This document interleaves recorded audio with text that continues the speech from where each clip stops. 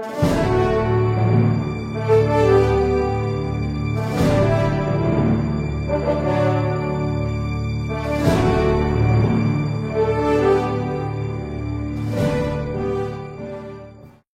Bapak Ibu Saudara sekalian, para pemirsa dari Aruna Musical Official Channel dalam acara Wisdom yang Tuhan berkati berlimpah-limpah. Apa kabar? Saya mengerti Bapak Ibu hari ini Anda sedang sibuk, tapi biarlah kita mendengarkan sedikit dari firman Tuhan ini yang memberkati Anda, bagaimana Tuhan memberikan kepada Anda dan saya satu anugerah besar. Ada banyak rahasia yang tersembunyi dari firman Tuhan. Saudara Tuhan, Anda siapkan saja buku, Anda siapkan saja kertasnya, Anda siapkan saja bolpennya, Alkitabnya, apapun yang Anda bisa buat, Anda siapkan.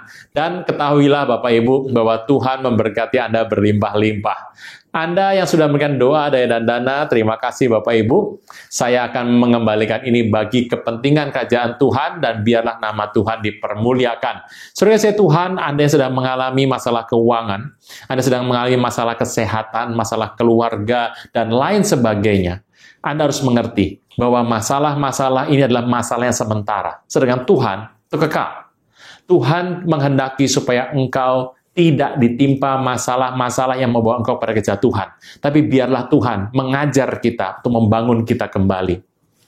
Anugerah Tuhan limpah lebih dari cukup, dan biarlah saat ini tangan Tuhan yang perkasa membebaskan engkau dan membimbing engkau keluar, menjadikan engkau perkasa dan engkau berjalan dengan berani menuju kepada Tuhan. Terpujilah nama Tuhan. Sampai di sini dulu Bapak Ibu, saya percaya inilah waktu yang terakhir untuk Anda dan saya bisa terus berlari, karena kita sedang menantikan Tuhan datang kali yang kedua.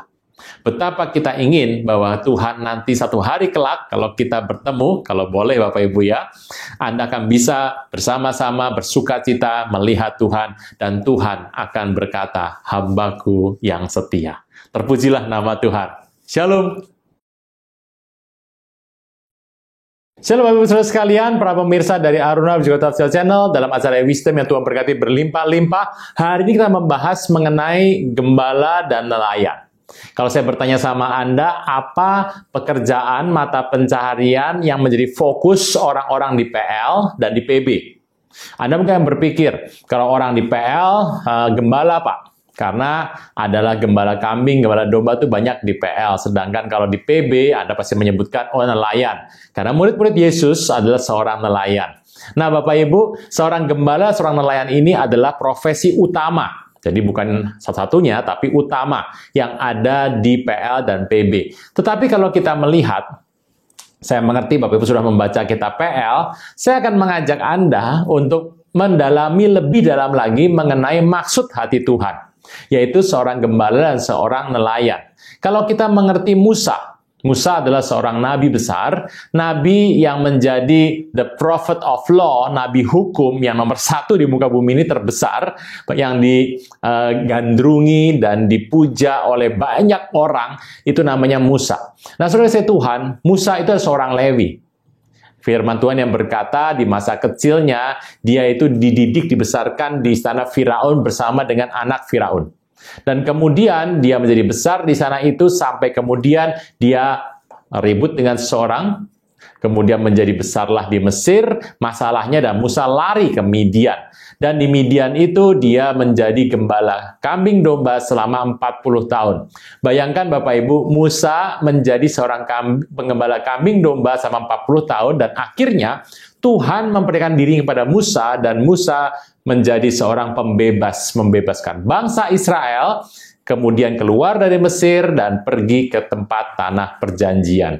Bapak Ibu, itu adalah maksud yang kita mengerti dari kitab Musa. Tetapi saya mengajak Bapak Ibu untuk mengerti isi hati Tuhan terdalam.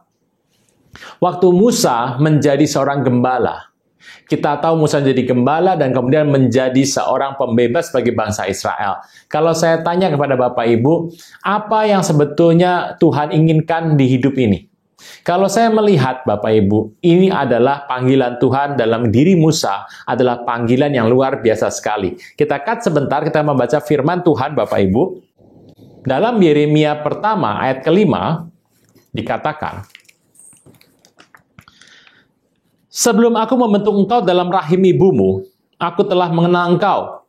Sebelum engkau keluar dari kandungan, aku telah menguduskan engkau. Aku telah menetapkan engkau menjadi nabi bagi bangsa-bangsa." Nah, Bapak Ibu, itulah rencana Tuhan yang begitu dalam diri Musa. Jadi, Musa itu orang berpikir, ya, Tuhan akan pakai dia karena dia punya pengalaman jadi seorang gembala. Kemudian jadi gembala Israel, dia menjadi gembala yang besar, dia memimpin bangsa Israel, menghakimi bangsa Israel, dan mengatur seluruh urusan apa yang Israel inginkan hari itu. Mereka bicara sama Musa, dan Musa bicara sama Tuhan. Bapak Ibu, tetapi ada satu hal yang menarik. Kalau kita membaca pelan-pelan, kita temukan maksud Tuhan bahwa bukan maksud Tuhan memanggil Musa jadi seorang gembala karena dia tadinya adalah seorang gembala kambing domba. Tuhan tidak memanggil Musa menjadi seorang gembala bagi Israel karena dia tadinya adalah seorang gembala. Bukan itu. Tetapi ini yang Tuhan katakan. Tuhan mengatakan bahwa dia menjadikan Musa seorang gembala kambing domba untuk satu maksud kelak ke depan. Dia akan belajar hari ini karena dia harus mengembalakan bangsa yang besar. Jangan tunda menerima Yesus. Hanya Yesus yang sanggup melepaskan Anda dari kesalahan dan dosa. Selalu ada waktu bagi Dia, tetapi tidak selalu ada waktu bagi Anda. Mari, ikuti saya mengucapkan doa berikut dengan yakin. Tuhan Yesus, ampuni semua kesalahan dan dosaku. Saat ini dengan sadar dan rela, aku mengundang Engkau sebagai Tuhan, Raja, dan Juru Selamat hidupku. Terima kasih Tuhan Yesus untuk namaku telah dicatat dalam kitab kehidupan. Amin.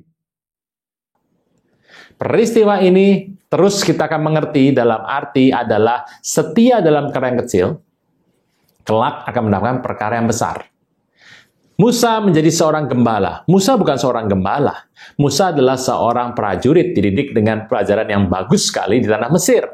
Dia menjadi keturunan dari Firaun sendiri. Dia dididik dengan perang, dengan astrologi, dengan berbagai-bagai tanaman-tanaman, binatang, memahami banyak hal karena di kerajaan dia dididik. Tapi Tuhan menjadikan Musa seorang gembala kambing domba. Karena ke depan, Musa harus mengembalakan bangsa Israel.